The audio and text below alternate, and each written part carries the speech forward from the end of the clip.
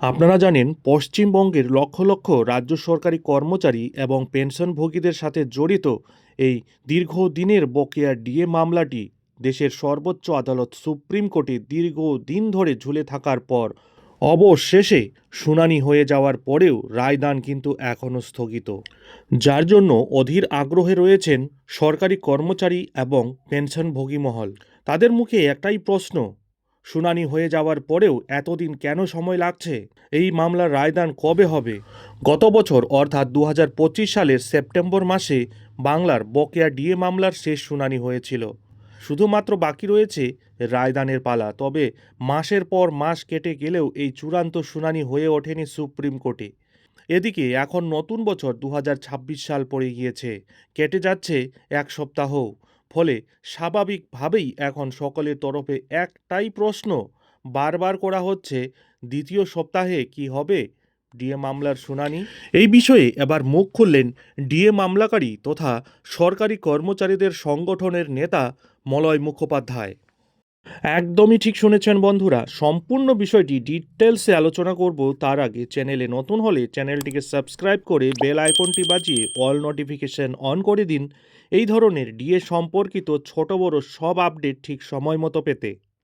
Confederation of state government এমপ্লয়িজের সাধারণ সম্পাদক মলয় মুখোপাধ্যায় জানিয়েছেন, জানুয়ারি মাসে ষষ্ঠ বেতন পে কমিশনের আওতায় এক কিস্তি দেওয়ার কথা ছিল পশ্চিমবঙ্গ সরকারের, যদিও পশ্চিমবঙ্গ রাজ্য সরকার তা কিন্তু দেয়নি।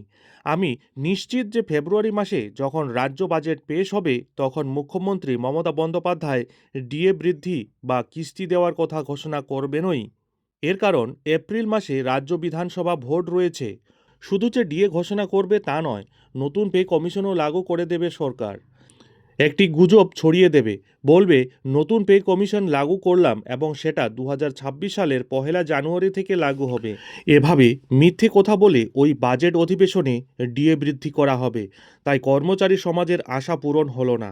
আগামী মার্চ বা এপ্রিল মাসে ডিএর কিস্তির জন্য অপেক্ষা করতে হবে সকলকে।